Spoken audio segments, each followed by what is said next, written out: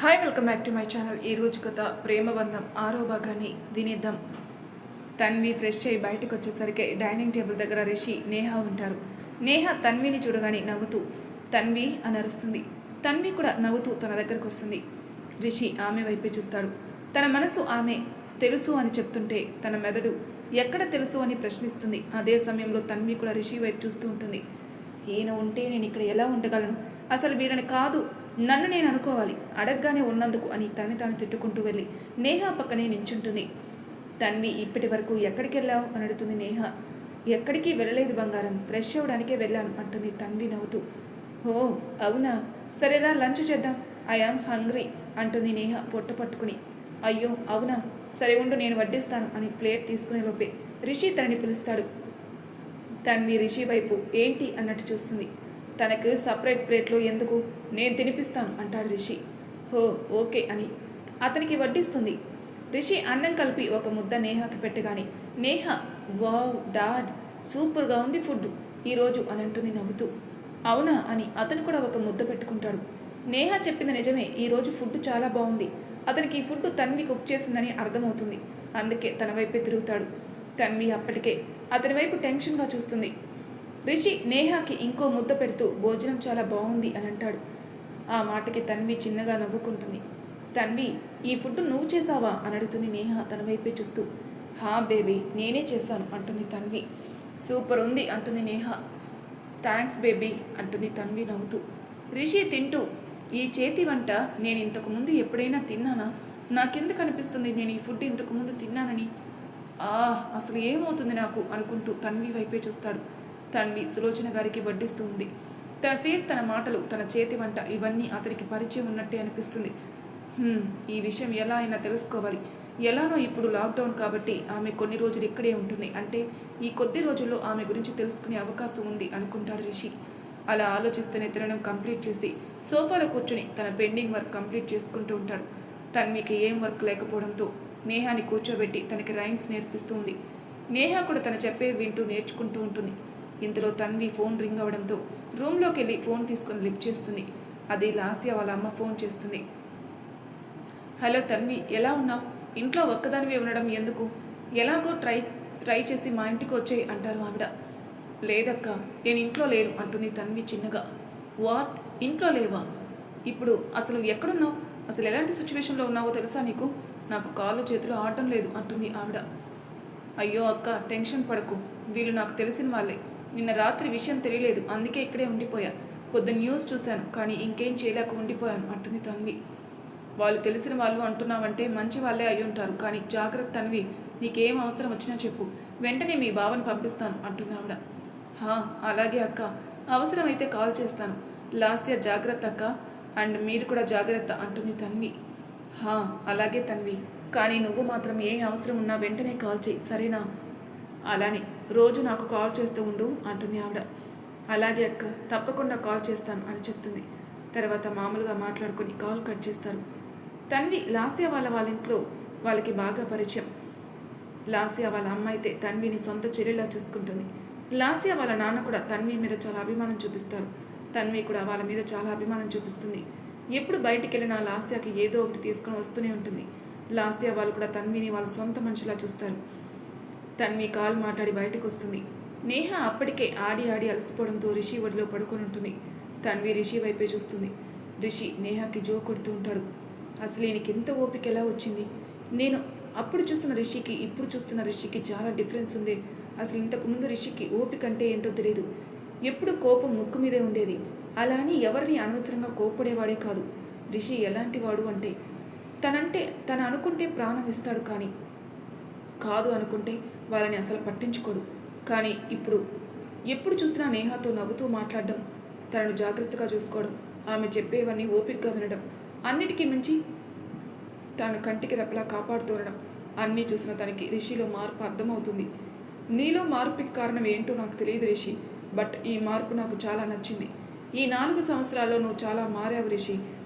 అది నీకు అర్థమవుతుందో లేదో కానీ నాకు మాత్రం అర్థమవుతుంది అని అనుకుంటూ ఉంది తన్వి. ఏంటి మేడం అలా చూస్తున్నారు అంటాడు రిషి చిన్నగా నవ్వుతూ. తన్వి తడబడుతూ ఏం లేదు అన్నట్టు తల ఊపుతుంది. ఇలా వచ్చి కూర్చోండి అంటాడు. తన్వికి అతనికి దగ్గరగా ఉండడం ఇబ్బందిగా అనిపించినా అతను పిలిచాక వెళ్ళకపోతే బాగుండదని సైలెంట్గా వెళ్ళి అతనికి ఎదురుగా ఉన్న సోఫాలో కూర్చుంది. తన్వి నేహ వైపే చూస్తూ ఉంటుంది. నిజంగా నువ్వు లక్కీ నేహ, నీకు రిషి లాంటి డాడ్ ఉన్నందుకు. ఇంతకీ మీ మమ్మీ ఎవరు? వచ్చిన దగ్గర నుంచి నేను చూడనేలేదే. అంటే మీ మమ్మీ ఇంట్లో లేరా? లేకపోతే అసలు లేరా? కనీసం ఇంట్లో ఫోటో కూడా లేదు. హాల్ మొత్తంలో మీ ముగ్గురు అంటే సులోచన గారు, రిషి, నేహ వీలున్న ఫొటోస్ మాత్రమే ఉన్నాయే. నీ మమ్మీ ఫోటో కూడా లేకపోవడం ఏంటి? నేను నిన్ను కలిసినప్పటి నుంచి నువ్వు ఎప్పుడు డాడ్, నాని అంటూ ఉంటావు, కానీ అమ్మ అని ఒక్కసారి కూడా చెప్పలేదు. ఈ విషయం నేను ఎలా తెలుసుకోవాలి అని ఆలోచిస్తూ ఉంటుంది. మళ్ళీ ఆలోచనలో మునిగిపోయారా? అయినా అంతలా ఏం ఆలోచిస్తున్నారు అంటాడు రిషి మొహం ఒక రకంగా పెట్టుకుని. అమ్మాయిలం కదా సార్, ఆ మాత్రం ఆలోచిస్తాం కదా అంటుంది తన్వి నవ్వుతూ. నిజానికి తనకి రిషి తనతో మాట్లాడినప్పుడు షాక్లో ఉంది, కానీ అతను ఆమెతో మాట్లాడడం చాలా నచ్చింది. అందుకే తను కూడా సమాధానం చెప్పింది. సార్ అవసరం లేదు, జస్ట్ కాల్ మీ రిషి అని అంటాడు రిషి. కొంచెం టైం పడుతుంది సార్ అంటుంది తన్వి చిన్నగా. ఇట్స్ ఓకే, బట్ ట్రై చేయి అంటాడు రిషి. తన్వి సరే అని తలుపుతుంది. మనం ఎప్పుడైనా కలిసామా అని అడుగుతాడు రిషి తన్వి వైపే చూస్తూ. ఆ అనుకోని ప్రశ్నకి తన్వి షాక్ అయింది. మీకెందుకు అలా అనిపిస్తుంది అంటుంది తన్వి తడబడుతూ.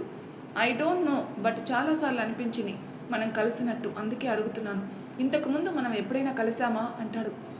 నో సార్, నేనెప్పుడు మిమ్మల్ని కలవలేదు అంటుంది తన్వి ఫేక్ స్మైల్ ఇస్తూ. కానీ ఆమె మనసులో ఏదో తెలియని గుబులు మొదలైంది. ఒకవేళ రిషి కనుక తన గురించి తెలిస్తే తనకి చాలా ప్రాబ్లం అవుతుంది. అందుకే ఇంకా రిషి ఆ విషయం గురించి మర్చిపోవాలనుకుంటూ ఏదో ఒకటి అడిగి అతన్ని డైవర్ట్ చేస్తూ ఉంటుంది. కానీ ఆమెకి తెలుసు, రిషి ఏదైనా అనుకున్నాడంటే అది ఖచ్చితంగా తెలుసుకుందే ఉండడని. ఒకవేళ తన గురించి తెలిస్తే ఇప్పటి వరకు ఆమె పడిన కష్టం మొత్తం వ్యర్థమవుతుంది. అందుకే వీలైనంత వరకు అతనికి ఆలోచన రానివ్వకూడదు అనుకుంటుంది. రిషికి ఆమె అంతగా చెప్పినా కూడా ఏదో ఒక మూల అనుమానంగానే ఉంది, కానీ ఇంకా గట్టిగా అడిగి ఆమెను ఇబ్బంది పెట్టాలని అనుకోవడం లేదు. అందుకే ఈ విషయం వదిలేసి నార్మల్గా మాట్లాడుతూ ఉంటాడు. తన్వి కూడా అతను డైవర్ట్ అయ్యాడని కొంచెం రిలాక్స్ అవుతుంది. తన్వి ఇంట్లో అన్ని పనుల్లోనూ సులోచన గారికి హెల్ప్ చేస్తూ నేహాని ఆడిపిస్తూ ఇద్దరికి బాగా దగ్గర అయిపోతుంది. రిషి దగ్గరకు వచ్చేసరికి మాత్రం ఎక్కడ అతను తనని గుర్తుపట్టేస్తాడేమో అని కొంచెం డిస్టెన్స్ మెయింటైన్ చేస్తూ ఉంటుంది. అది సులోచన గారు గమనించకపోయినా రిషి మాత్రం గమనించాడు. ఎందుకు ఈ అమ్మాయి నా దగ్గర మాత్రం ఎలా ఉంటుంది? వాళ్ళతో బాగానే ఉంటుంది కదా. అంటే నేను ఊహించింది నిజమే. ఈ అమ్మాయి నాకు ముందే తెలుసా?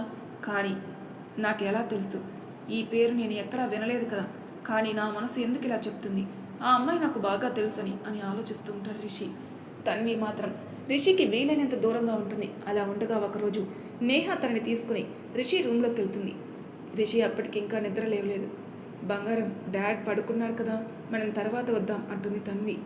నో తన్వి, డాడా నన్ను ఏమీ అనరు, పద అని తన్ని తీసుకుని లోపలికి వస్తుంది. నేహ రిషి మీదకెక్కి డాడా అని పిలుస్తుంది. తన్వి ప్రశాంతంగా నిద్రపోతున్న రిషిని మైమర్చిపోయి చూస్తూ ఉంది. ఎంత అందంగా పడుకున్నావు, ఇక్కడ నాకు నిద్ర లేకుండా చేసి నువ్వు ప్రశాంతంగా పడుకున్నావా? అయినా నువ్వు ఇలా భలే క్యూట్గా ఉన్నావులే. నేహ విషయంలో ఎంత బాధ్యతగా ఉన్నావు, తన మీద ప్రేమ చూపిస్తున్నావు, ఆంటీ దగ్గర చాలా కూల్గా ఉన్నావు, కానీ నా విషయంలో ఎందుకు అలా చేశావు రిషి అనుకుంటూ కన్నీళ్లు పెట్టుకుంటుంది. ఇంతలో రిషి కదలటం చూసి తన కళ్ళు తుడుచుకుని నేహ వాళ్ళ అమ్మ ఫోటో కోసం రూమ్ మొత్తం చూస్తుంది. కానీ రూమ్ మొత్తం రిషి, నేహ ఫోటోలు, ఇంకా నేహ సింగిల్ ఫోటోలు, సులోచన గారితో ఉన్న ఫోటోలు ఉంటాయి, కానీ నేహ వాళ్ళ అమ్మ ఫోటోలు ఉండవు. అదే ఆలోచిస్తూ ఉంది తన్వి.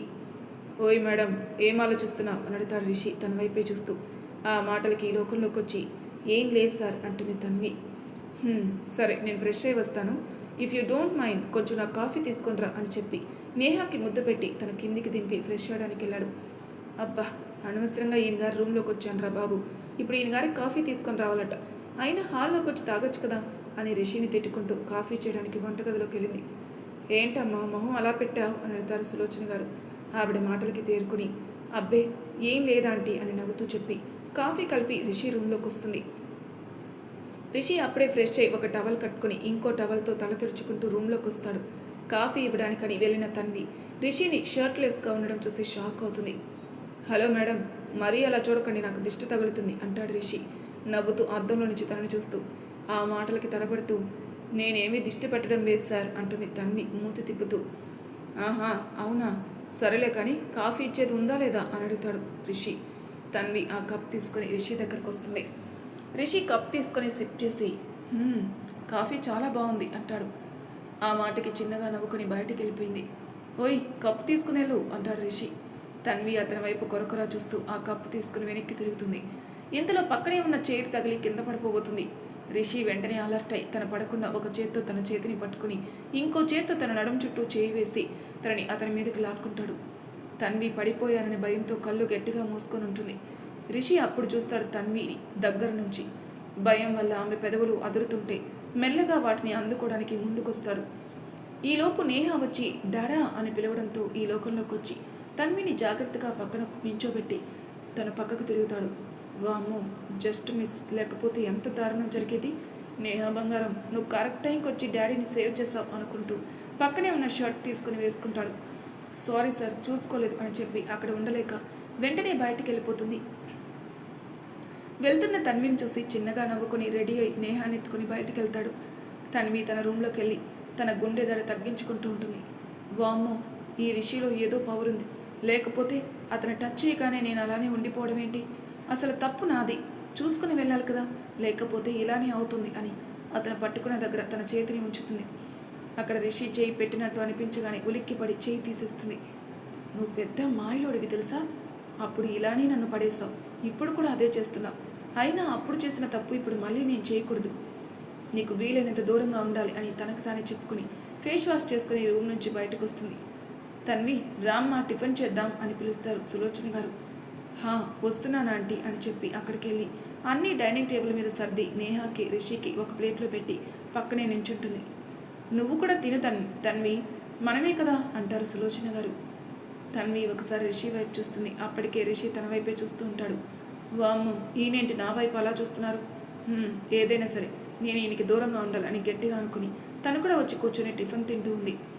నాని, ఈరోజు టిఫిన్ చాలా బాగుంది అంటుంది నేహ. హా బంగారం, ఈరోజు నీకు ఇష్టమైన టిఫినే కదా, అందుకే నీకు బాగా నచ్చుతుంది అంటారు సులోచన గారు నవ్వుతూ.